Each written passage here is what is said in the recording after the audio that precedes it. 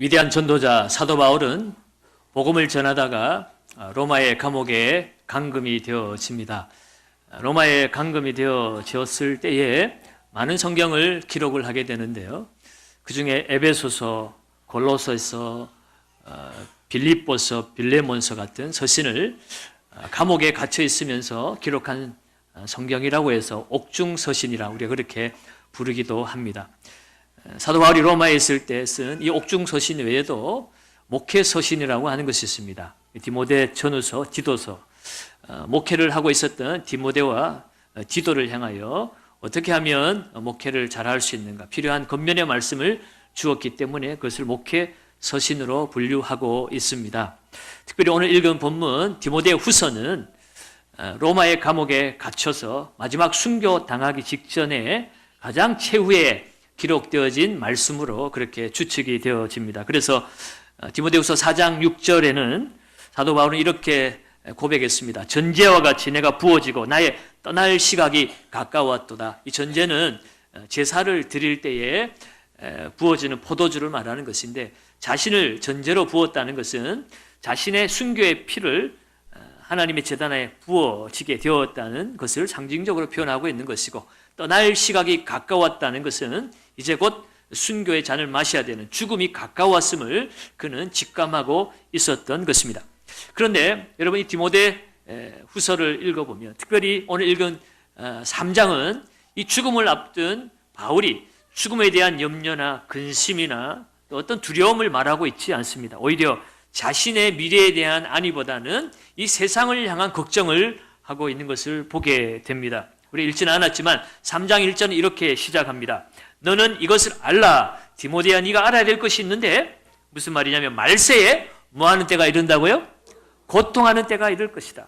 말세라고 하는 것은 종말의 때를 말합니다. 마지막 심판의 때, 가까웠을 때에 그 마지막 때에는 고통하는 때가 될 것이다. 그리고 왜 고통하는 때가 될 것인가? 이 말세를 살아가는 고통하는 사람들의 그런 삶의 태도를 2절부터 5절까지 기록하고 있습니다.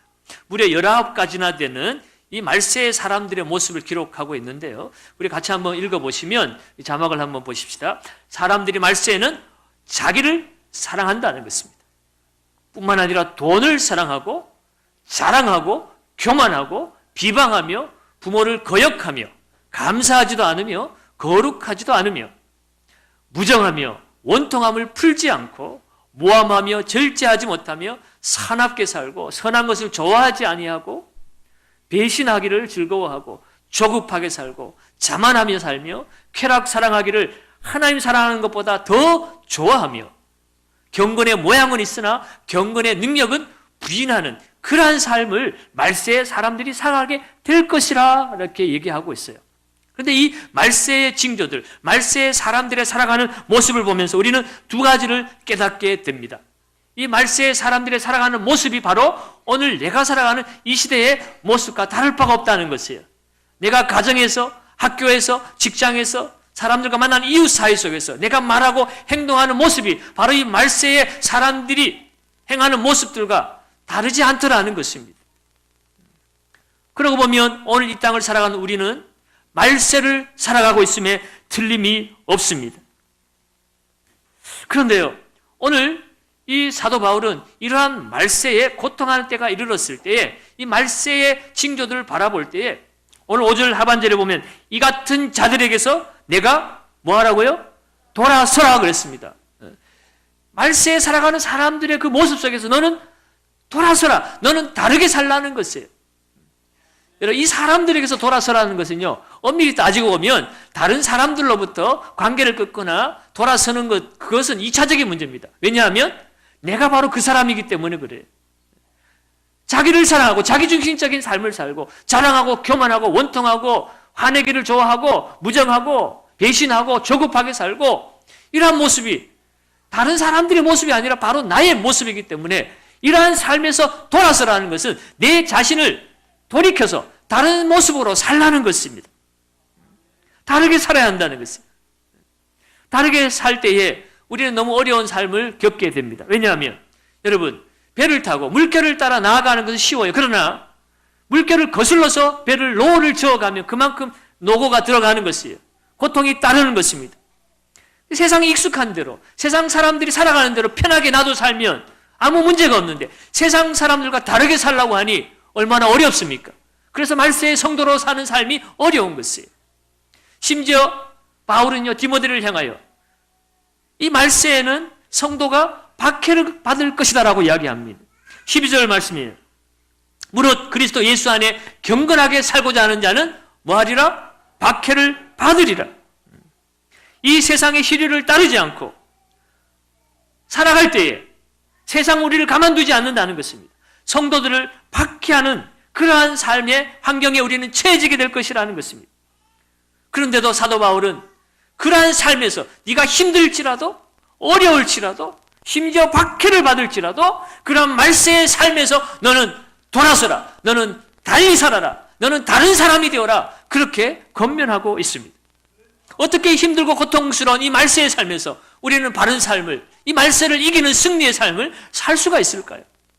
감사하게도 오늘 사도 바울은 힘들어도 박해를 받아도 무조건 돌아서라고 얘기하지 않고 네가 돌아설 수 있는 능력이 있다고 이야기합니다. 말세를 이길 수 있는 능력이 내 안에 있다고 이야기합니다. 그것이 오늘 읽은 본문의 말씀이에요. 오늘 14절, 15절 말씀을 우리 다시 한번 봅니다. 오늘 14절 이렇게 시작합니다. 그러나 말세가 힘들고 고통스럽지만 말세에 다른 사람들과 다르게 사는 것이 너무나 힘든 일이지만 그러나 너는 배우고 확신한 일에 거하라. 너는 내가 누구에게서 배운 것을 알며 또 어려서부터 성경을 알았나니 성경은 능히 너로 하여금 그리스도 예수 안에 있는 믿음으로 말미암아 구원에 이르는 지혜가 있게 하느니라. 아멘. 말세에 고통하는 때를 너무나 쉽게 반전시키고 있어요. 아무리 힘들고 어려워도 그러나 너무나 쉽고 단호합니다. 그리고 확신에 차 있습니다. 종말을 이기는 비결이 있다. 그것은 바로 네가 어려서부터 배우고 확신한 일, 바로 성경 안에 거하라는 것입니다. 여러분, 도대체 성경이 어떤 책이기에 이 말세에 고통하는 때를 이길 수 있는 능력이 된단 말입니까? 여러분, 성경은 어떤 책일까요? 오늘 본문 16절, 17절은 이 성경이 어떤 책인지 우리에게 간단하게 제시해 주고 있습니다. 16절, 17절을 다시 한번 볼까요? 같이 한번 읽습니다. 모든 성경은 하나님의 감동으로 된 것으로 교훈과 책망과 바르게 함과 의로 교육하기에 유익하니 이는 하나님의 사람으로 온전하게 하며 모든 선한 일을 행할 능력을 갖추게 하려 함이니라. 아멘. 오늘 16절, 17절은 성경에 대해서 세 가지 진리에 대한 이야기를 합니다. 성경이 어떤 것인가? 첫째는요, 모든 성경은 하나님의 무엇으로 되었다고요? 감동으로 되었다는 것입니다. 하나님의 감동으로 되었다는 것은 하나님의 호흡이, 하나님의 숨결이 불어넣어졌다는 것이에요. 여러분, 창세기 2장 7절에 보면 하나님께서 사람을 지으시고 그 코에 생기를 불어넣어서 그 사람이 생명이 되었다라고 이야기합니다. 살아있는 생명체, 단순한 생명체 정도가 아니라 하나님과 교제할 수 있는 영적인 존재가 되었다고 말하고 있는 것처럼, 껍데기만 있는 것이 아니라 하나님의 능력이, 하나님의 은혜가, 하나님의 사랑이, 하나님의 교제가 그 사람에게 부어진 것처럼 이 성경은 단순한 기록되어진 소설책이나 문학책이 아니라 하나님의 감동, 하나님의 숨결, 하나님의 생기가, 하나님의 성령이 불어넣어진 살아있는 하나님의 말씀이라는 것입니다. 사람이 기록했을지라도, 사람이 펜을 들고 기록한 성경책이지만 그러나 하나님의 숨결이, 하나님의 성령이 그에게 이 불어넣어졌기 때문에 이 책은 단순한 책이 아니라 하나님의 말씀이라는 겁니다. 그래서 이 성령의 감동으로 기록되어졌다는 것을요, 신학적 용어로는 유기적 영감이라고 이야기합니다. 여기에 반해서 기계적 영감설이라는 것이 있죠. 이것을 우리가 오해해서는 안 됩니다. 성경 기자들이 펜을 들고 가만히 있으면 성령께서 나도 모르게 손을 막 움직여서 막 썼더니 나중에 봤더니 성경이 되었더라. 그게 아니에요. 그것이 아니라 유기적 영감이라고 하는 것은 하나님께서 성경 기자들의 학문과 배경과 그의 기질과 그의 언어와 그의 모든 소양들, 배경들을 다 통합적으로 영감을 하셨다는 것입니다. 그들을 감동시키셔서 그들의 배움에, 그들의 학식에, 그들의 언어에, 그들의 문학적 생각에 맞추어서 그들이 기록하게 했다는 것입니다. 그렇지만 하나님이 감동하신 하나님의 말씀이기에 그것은 하나님의 말씀이라는 거예요. 하나님의 감동으로 되어진, 성령에 의해서 기록되어진 하나님의 말씀이라는 것을 우리가 어떻게 알 수가 있는가? 여러분, 성경은요, 오늘 모든 성경은이라고 이렇게 표현하고 있는데, 여러분, 성경은 지금은 이렇게 한 권으로 인쇄가 되어서 나오지만, 여러분 잘 아시는 것처럼 성경은 한 권이 아니라 구약의 39권, 신약의 27권 합쳐서 66권으로 되어 있습니다. 그리고 저자만 해도 40여 명에 이르게 됩니다. 그리고 대단한 것은요, 이 성경이 가장 먼저 기록되어진 것과 가장 나중에 기록되어진 성경의 그 연대의 차이가 1600년이라는 기간이 그렇게 걸쳐서 성경이 기록되어져 있어요. 여러분, 이 시대의 문학책, 셰익스피어 작품만 해도요, 100년, 200년만 지나도 거기에 첨언이 되고 또 제거가 되어지고 또 사람들의 생각들이 가미가 되어지고 해서 이것이 진품이냐 위작이냐 그렇게 논란거리가 되고 있는데, 성경은 그 오랜 세월 동안 그 많은 다른 사람들과 그 많은 시간적인 거리가 있고 또 이 성경에 기록되어진 내용들, 저자들이 살아가는 삶의 자리도 보면 아프리카에서 유럽에서 아시아에 이르기까지 세계 제국에 걸쳐서 나와 있습니다. 그런데 중요한 사실은 이 성경이 한치의 오차도 없이 일관되게 말하는 것이 있다는 것이에요. 그것이 바로 하나님에 대해서, 하나님의 창조와 인간의 존재와 그리고 하나님의 구원과 하나님의 심판, 하나님이 우리를 어떻게 구원하시는가, 하나님에 대한 일관성 있는 틀림없는 이야기가 이 성경 가운데 흐르고 있다는 것입니다. 하나님이 어떻게 섭리하셨고 하나님이 어떻게 우리 가운데 오셨고 그리고 우리가 믿음을 통해서 구원 얻게 되는 이 모든 구원의 진리가 이 성경 말씀 안에 틀림없이 모든 성경이 동일하게 말씀하고 있다는 것입니다. 기록된 시기가 전혀 다르고 사람들의 지식과 인격과 경험이 전혀 다름에도 불구하고 이렇게 통일된 주제로 하나님의 구원 진리가 일관되게 그렇게 성경 말씀에 흐르고 있다는 것이, 이것이 바로 성경은 사람이 손으로 기록한 것이 아니라 하나님이 그들을 감동하셔서 하나님이 그들을 통해서 하나님이 쓰신 하나님의 말씀이라는 것을 우리에게 증거해주고 있는 것입니다. 그래서 베드로도요, 베드로후서 1장 21절에 이렇게 이야기하고 있습니다. 같이 한번 볼까요? 예언은 언제든지 사람의 뜻으로 낸 것이 아니요 오직 성령의 감동하심을 받은 사람들이 하나님께서 받아 말한 것입니다. 하나님의 말씀, 이 말씀은 사람의 뜻으로 낸 것이 아니라는 거예요. 사람이 기록했을지라도 사람이 스스로 생각해서 만들어낸 말씀이 아니라 하나님이 그들을 감동하셔서 하나님께 받아서 말한 것이라는 것입니다. 그러므로 이 성경의 원저자는 하나님이십니다. 하나님이 이 성경의 저자이시기 때문에 이 성경 말씀은 절대적인 권위를 가지고 있어요. 그래서 예수님께서도 천지가 없어지기 전에는 이 율법의 1.1획도 없어지지 않는다고 말씀하셨습니다. 이 세상 피조 세계의 권위보다 하나님의 말씀의 권위를 더 우위에 두셨어요. 왜 그렇습니까? 하나님의 말씀이기 때문에 그렇습니다. 그러므로 우리는요, 이 성경 말씀을 하나님의 절대 진리로 우리는 받아들여야 합니다. 성경만이 우리를 믿음에 이르게 하고 구원에 이르는 지혜를 우리에게 가져다 주는 것입니다. 그러므로 성경이 왜 위대한 것인가? 두 번째는 이 성경만이 구원의 진리를 우리에게 가르쳐주는 유일한 책이기 때문에 그래요. 구원은 사람의 노력으로 되는 것이 아니잖아요. 구원은 하나님의 은혜로 우리에게 주시는 것이잖아요. 그렇다면 그것은 하나님의 말씀만이 우리에게 그 구원의 비밀을 말씀해 주실 수 있는 것입니다. 오늘 보면 15절 말씀에도 하반절에 이 성경이 구원에 이르는 지혜가 있게 하느니라 그렇게 말씀하고 있어요. 성경만이 구원에 이르는 지혜를 가져다 준다는 것이에요. 어떤 사람들은 왜 교회 다닙니까? 라고 물어보면 교회 가면 많이 배우잖아. 윤리적이고 도덕적인 좋은 가르침들이 있잖아. 그래서 교회는 좋은 것이니까 가는 거야 라고 말합니다. 그 사람들에게 있어 성경은요, 도덕책이 지나지 않습니다. 여러분, 성경은 도덕책이 아니에요. 좋은 가르침은요, 공자의 말씀에도 석가모니 말씀에도 다른 종교의 경전에도 얼마든지 훌륭하고 좋은 말씀들이 많이 있습니다.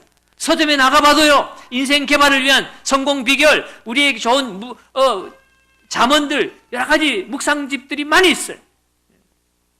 그러나 그 책에는요, 우리를 구원해주는 구원의 진리의 말씀은 없습니다. 오직 성경만이 길과 진리요 생명 되신 그 구원의 예수 그리스도의 그 비밀을 우리에게 알려주고 있다는 사실입니다. 성경은 우리에게 예수 그리스도를 알려주는 말씀이에요.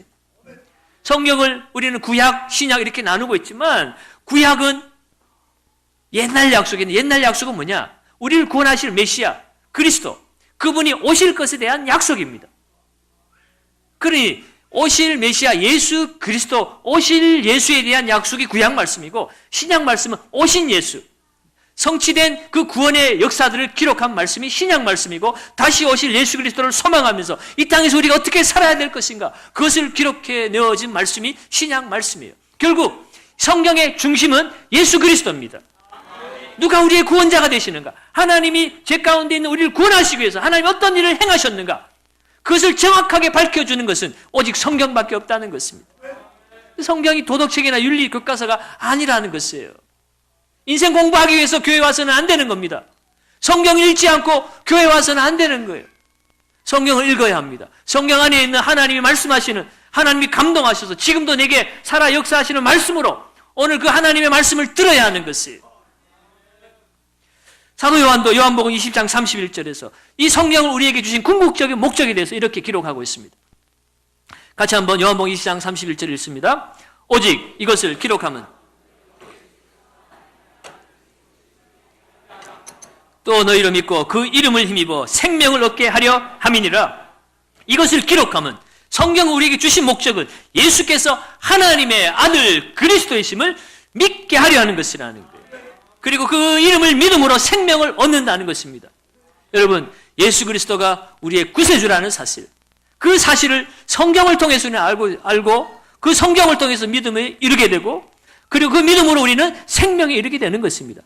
그러니 성경을 통과하지 아니하고 우리가 구원받는다고요? 성경을 읽지 않고 성경 말씀을 듣지 않고 천국 간다고요? 그건 말이 되지 않는 소리입니다. 예배당에 앉았다 가면 천국 가는 게 아니에요. 그렇다면 세상 종교의 종교생활 하는 것과 뭐가 다를 바가 있습니까? 하나님의 말씀을 들어야 하는 것이에요. 하나님의 말씀을 들을 때 우리 이 땅에서 승리하는 삶을 살 수 있습니다. 그래서 성경이 우리에게 구원에 이르는 지혜를 가져다 줄 뿐만 아니라 성경이 오늘 이 말세를 이기는 능력이 되는 세 번째 이유가 되는 것은요, 그것은 하나님의 사람을 이 성경이 온전하게 만들어주기 때문에 그렇습니다. 하나님의 사람, 바로 저와 여러분들을 성경이 온전하게 만든다는 것이에요. 오늘 보면 16절 하반절에 17절 말씀 다시 한번 보겠습니다. 16절 17절 같이 한번 볼까요? 모든 성경은 하나님의 감동으로 된 것으로 교훈과 책망과 바르게 함과 의로 교육하기에 유익하니 이는 하나님의 사람으로 온전하게 하며 모든 선한 일을 행할 능력을 갖추게 하려 함이라. 아멘. 성경이 우리를 교훈하고 책망하고 바르게 하고 의로 교육한다는 것입니다. 교훈한다는 것은요, 선악이 무엇인지 바로 알려준다는 것을. 성경을 보지 않으면 우리는 선악의 기준을 자기에게 둡니다. 말세의 기준이 자기를 사랑하는 거라고 그랬잖아요. 선악의 기준도 자기예요. 내게 유익이 되면 선이고 내게 유익이 되지 않으면 악이라는 것입니다. 오늘날 태극기니 촛불이니 온 나라가 두 쪽으로 짜겨져서 말하는 게 뭡니까? 나 아니면 너희는 다 악이라는 거예요. 서로 공감하지 못합니다. 서로 이해하지 못합니다. 자기 기준으로 서로를 바라봅니다. 그러니 하나 될 수가 없어요. 여러분, 인생의 표준은요, 하나님 말씀입니다. 우리가 하나님 앞에 설 때, 하나님 말씀 앞에 설 때, 말씀대로 살아갈 때 우리가 바른 길로 나아갈 수 있어요. 그런데 성경이 우리의 진정한 기준이 되어져서 우리를 교훈한다는 것입니다. 뿐만 아니라 책망하는 기능이 있습니다. 책망은 죄를 지적합니다. 여러분, 사람 때린다고 돌아섭니까? 돈 준다고 바뀝니까? 아니잖아요. 하나님의 음성이 들려야 되는 거예요. 하나님의 말씀이 설교를 들을 때나 말씀을 읽을 때나 살아있는 하나님의 말씀으로 그 심령을 두드릴 때 그 사람이 변화되어지는 겁니다.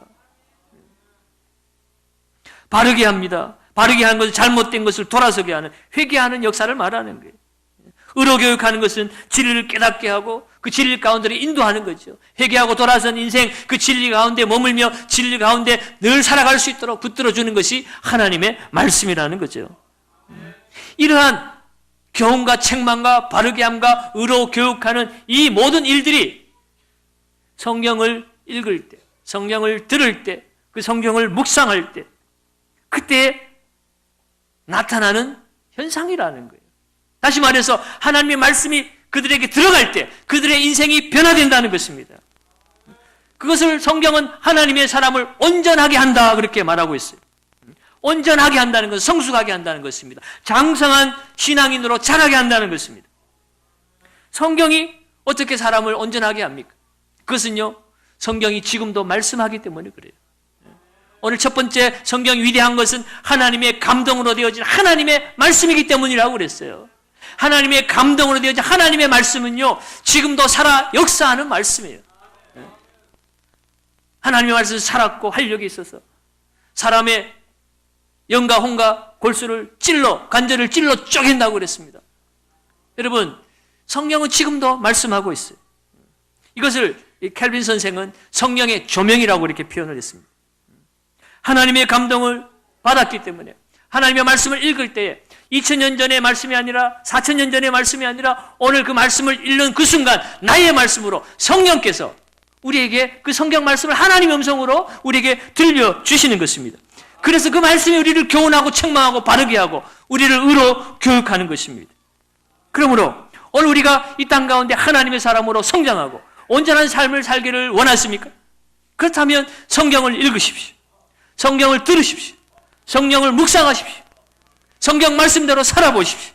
그래야 할 때 살아계신 하나님께서 우리에게 말씀하시고 우리를 바른 길로 인도해 주시고 이 말세를 이기도록 지켜주실 줄로 믿습니다. 뿐만 아니라 성경은 모든 선한 일을 행할 수 있는 능력을 갖추게 한다고 말씀하고 있어요. 하나님께 쓰임받을 수 있는 그런 준비를 하나님의 말씀이 시킨다는 거예요. 무슨 돈 잘 버는 훈련 받아서 우리가 세상에 성공하는 것도 아니고 무슨 정치 합숙을 훈련을 받아야 세상에 성공하는 것도 아니고요. 우리가 이 땅에서 여러 가지 우리가 원하는 바를 향하여 교육도 하고 훈련도 받고 나아가지만 그러나 근본적으로 우리가 이 땅에 존재케 된 것은 하나님으로부터 존재케 되었고 하나님이 뜻이 있어서 우리를 보내셨기 때문에 우리를 그것을 사명이라고 얘기합니다. 그 사명은 하나님으로부터 준비되어야만이 우리가 사명 감당할 수 있는 거예요. 하나님 우리를 어떻게 준비시킵니까? 하나님의 말씀을 통해서 우리를 준비시키는 것입니다. 여러분 지금 미국의 트럼프 대통령 설왕설래하고 있습니다. 좋은 대통령이니 나쁜 대통령이니 보도에 늘 등장을 하는데 미국인들에게 가장 존경받는 대통령 중에 한 사람을 꼽으라면 16대 대통령 아브라함 링컨 대통령입니다. 아브라함 링컨 대통령은 인디애나주 아주 시골에 아주 가난한 집안에서 태어났습니다. 어린 시절에 몹시도 가난해서 그가 학교에서 정규교육을 받은 것은 고작 1년밖에 교육을 받지 못했습니다. 아버지도 안 계시고 어머니 밑에서 가난하게 공부도 못하고 그렇게 농사일을 하면서 점원으로 살았던 이 아브라함 링컨. 그에게 유일한 교육이 있었다면 그것은 어머니의 교육이었습니다. 어머니의 지식과 어머니의 성품과 어머니의 신앙과 어머니의 사랑이 링컨이 받을 수 있었던 최대의 교육이었습니다. 그런데 불행하게도 그 어머니마저도 링컨이 11살 때 세상을 떠나게 됩니다. 그런데요, 이 어머니가 세상을 떠나기 전에 링컨을 붙들고 유언의 말씀을 남겼습니다. 아브라함 링컨의 손을 꼭 잡고 이런 말씀을 하세요. 나는 너를 두고 하나님 앞으로 먼저 간다. 나는 내게 좋은 집도 좋은 땅도 많은 재산도 물려주지 못했다. 그러나 나는 내게 이 성경책 한 권을 유일한 유산으로 물려주고 간다. 너는 한평생 이 가운데 기록된 말씀을 너의 보배로 삼고 너의 재산으로 삼고 너의 양식으로 삼아라. 그리고 이 말씀대로 네가 이 세상을 살아가면 네가 이 땅에서 형통한 삶을 살게 될 것이다. 이것을 마지막 유언으로 남기고 세상을 떠났습니다. 링컨은 효자였기 때문에 그 어머니의 유지를 받들어서 그는 성경을 읽으면서 그 가난한 중에도 어려운 중에도 성경 말씀대로 살려고 애를 썼고 마침내 그는 미국의 16대 대통령으로 당선이 되었습니다. 그가 이 16대 대통령 취임식을 하는 날 취임 연설에 그는 이렇게 이야기합니다. 그는 어머니가 물려주신 낡은 성경책 한 권을 들고 와서는 이 낡은 성경책은 바로 어머니께서 제게 물려주신 가장 값진 유산입니다. 저는 이 성경책으로 말미암아 대통령이 되어서 이 자리에 서게 되었습니다. 저는 이 성경 말씀대로 이 나라를 통치할 것입니다. 이것이 아브라함 링컨의 대통령 취임식의 연설 가운데 하나였습니다. 링컨의 생애를 기록한 전기 작가는요, 링컨에 대해서 다음과 같이 코멘트를 했습니다. 하나님께서는 링컨에게 위대한 사람이 될 만한 조건은 한 가지도 주시지 않으셨다. 다만 그에게 가난을 주었고 또 한 가지는 훌륭한 신앙의 어머니만 주셨을 뿐이다. 링컨이 훌륭한 사람이 될 만한 환경은 하나도 가지지 못했어요. 오히려 가난을 물려받았고, 그러나 한 가지 훌륭한 신앙의 어머니를 물려받았다는 것. 그것이 오늘날의 링컨을 만들었다는 그런 이야기였습니다. 사랑하는 여러분, 링컨의 어머니가 훌륭한 것은요, 링컨을 성경의 사람이 되게 만든 것입니다.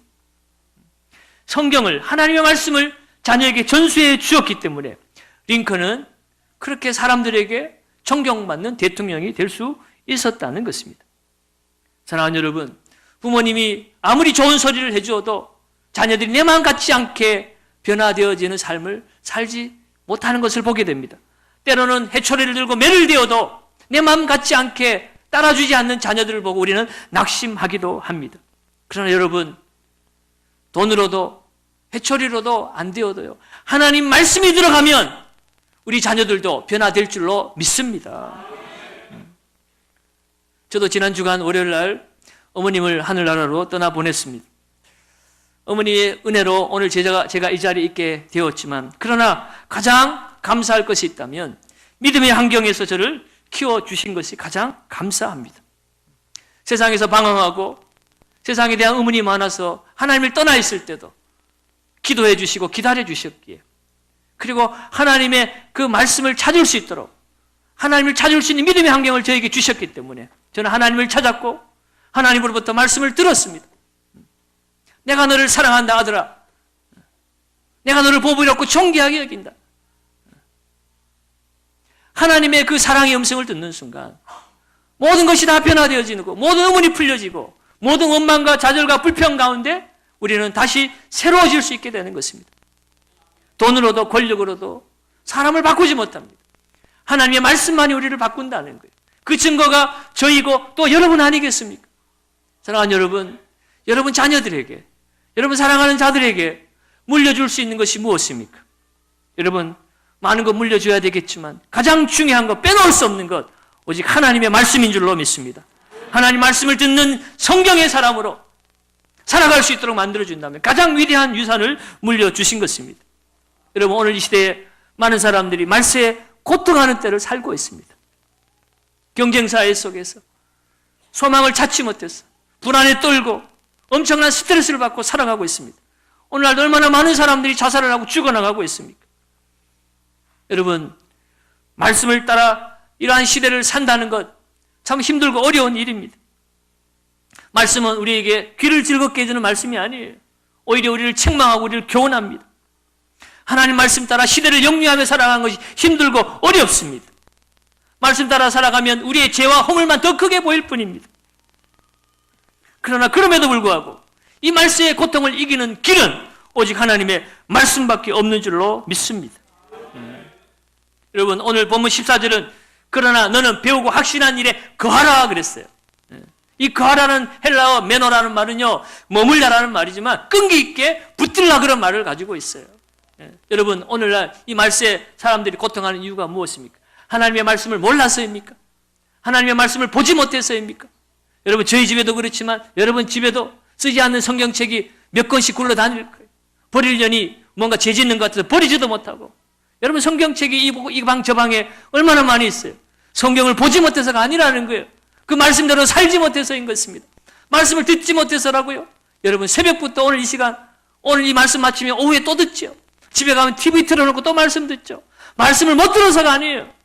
말씀대로 살지 못하기 때문에 그런 것입니다. 말씀을 하나님 말씀으로 믿지 못하니까, 믿지 못하니 행하지도 못하는 것입니다. 사랑하는 여러분, 하나님의 말씀이 하나님의 음성으로 들어야만 되는 것입니다. 오늘 이 성경 말씀 속에 나를 향한 하나님의 놀라운 계획, 하나님의 사랑, 하나님의 은혜, 하나님의 구원, 모든 것이 다 이 성경 말씀 속에 들어있습니다. 이 말씀이 기록되어진 말씀으로 끝나지 않고 내게 내 심령 가운데, 내 영혼 가운데, 골수 가운데 하나님 찔러 쪼개는 살아있는 레마의 말씀으로 성령이 조명하시고 성령이 직접 하시는 하나님의 음성으로 들려야 한다는 것입니다. 그리할 때 우리는 이 시대를 이길 수 있습니다. 물질주의, 만몬주의, 이기주의, 쾌락주의와 싸우고 있는 이 시대에 우리의 무심령들이 이 거짓된 사상들로부터, 세상의 박해로부터 우리가 살아낼 수 있는 길은 하나님 말씀 앞에 머무는 길밖에 없습니다. 여러분, 어려서부터 하나님 말씀을 배웠던 디모데, 그 어려운 환경 속에서도 그 말씀이 그를 지켰습니다. 사랑하는 여러분, 말씀을 지금부터라도 읽으십시오. 여러분, 많은 부모님들 아이들을 안고 이곳에 오셨는데 어린 자녀에게 말씀을 부지런히 가르치고 말씀을 가지고 이 말씀이 우리를 살린다는 사실을 지속적으로 아이들에게 알려주시기를 바랍니다. 그것이 이 말세를 이기는 길이고 인생에서 성공하고 승리하는 길인 줄로 믿습니다. 시편 기자는 주의 말씀이 내 발에 등겨 내 길에 비치니이다. 말씀이 우리 인생의 내비게이션이라고 그렇게 고백하고 있어요. 어디로 가야 할지 모르는 이 세상 가운데 고통하는 이 말세의 때에 우리는 하나님의 말씀이 우리 인생의 진정한 나침반이 될 줄로 믿습니다. 성경의 위대한 인물들, 이 땅의 위대한 인물들 모두가 하나님의 말씀을 묵상하는 사람들이었습니다.